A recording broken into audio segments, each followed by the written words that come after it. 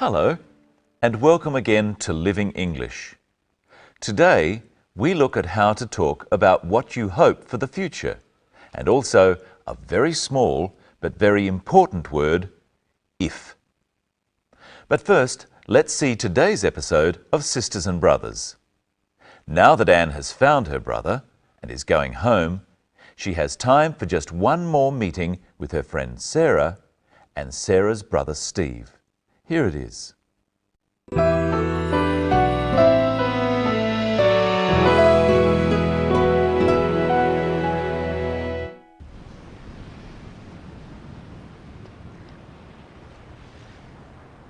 Well, you found your brother, we've ordered your wine, and tomorrow you're going home. Yes. Sarah, thank you for everything. But you'll come back, won't you? Yes, if the wine sells well, I'll be back soon. I feel as if I have a second family here. I'd love to come and see you in Singapore. Oh, yes, I'll show you around. And you must meet my parents. That'd be great. If our business goes well, I'll be able to afford it. There's no ifs about it. You're a very good agent. I'm so happy you're my buyer here. If you like, I'll come to Singapore with Sarah. I'd like that very much. You can meet my parents too. Do you think they'll like me? Of course they'll like you. If I like you, they'll like you. I think I better leave you two alone. Ring me if you need help with packing.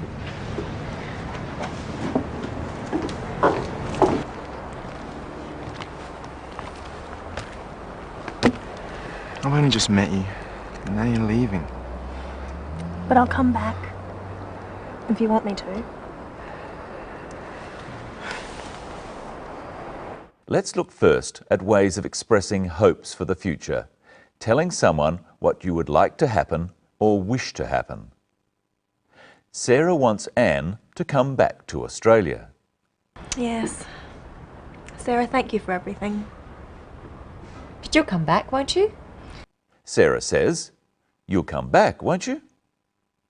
She hopes Sarah will come back, and she is also asking Sarah whether she'll come back. Practice with the clip. But you'll come back, won't you? Now practice some more examples at home with the pattern you'll, won't you? Phone me. You'll phone me, won't you? Bring some food. You'll bring some food, won't you? Be back soon. You'll be back soon, won't you? Now try with some different pronouns. He'll be all right. He'll be all right, won't he? They'll come. They'll come, won't they? I'll win. I'll win, won't I? Now listen to how Sarah and Anne discuss what they hope for.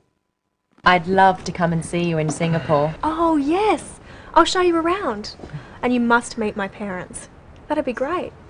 Sarah says, "I'd love to come and see you in Singapore." I'd love to. I would love to.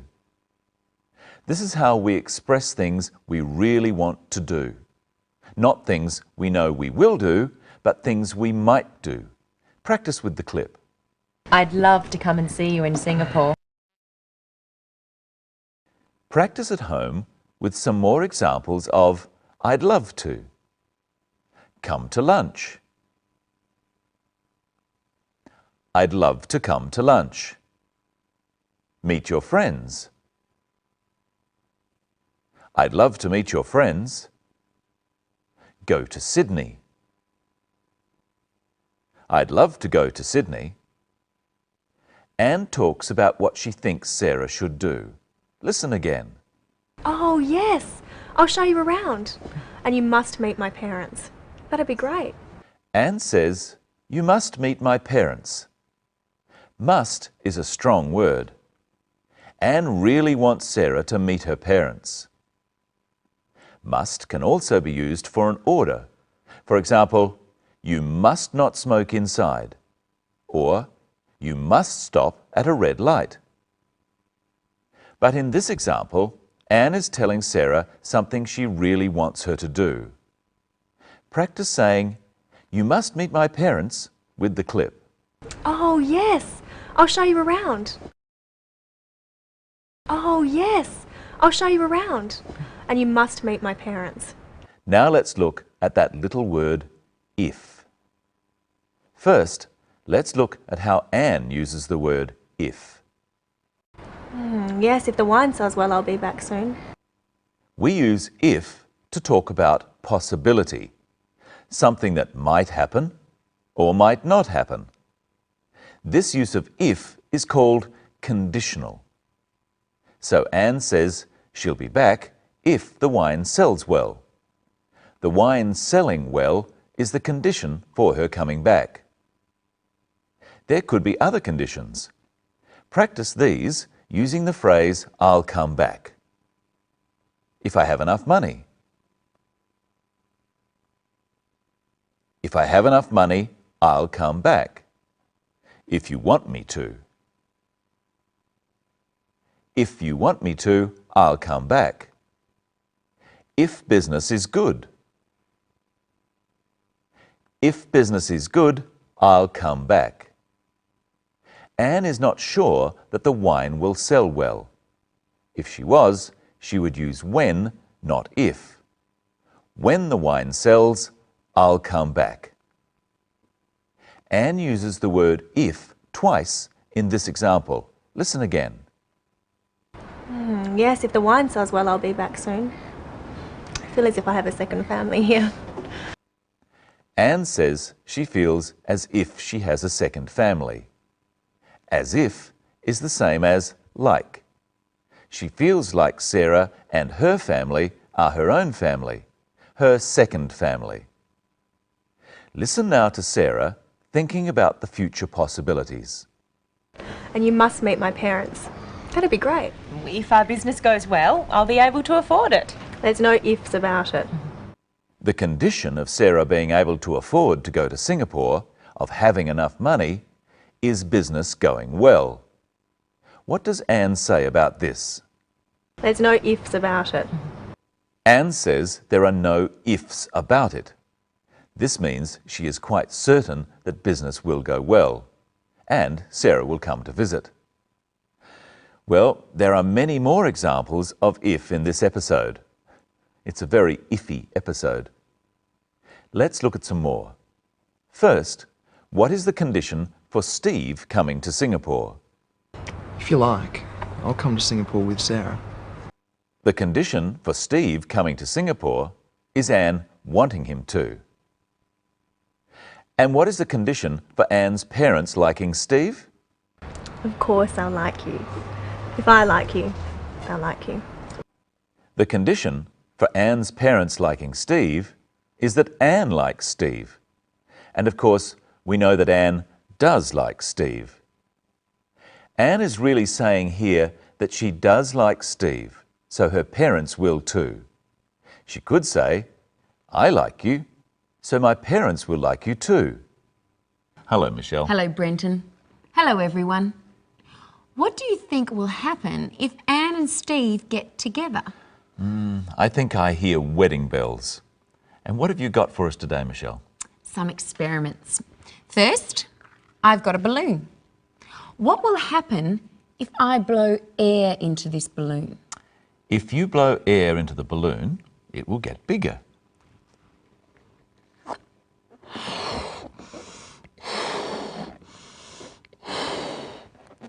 You're right. And I'll get tired. Now I've got a balloon blown up. What will happen if I let the balloon go? If you let the balloon go, it'll fly across the room. Oh, right again. And it'll make a loud noise. Now I'm going to pour some water into this glass. What will happen if I don't stop pouring? You'll make a mess. Right, if I don't stop pouring, I'll make a mess. So I'd better stop. Now, Brenton, can I trust you? I think so. Good. Then you can help me. If you stand up, I'll show you what I want you to do.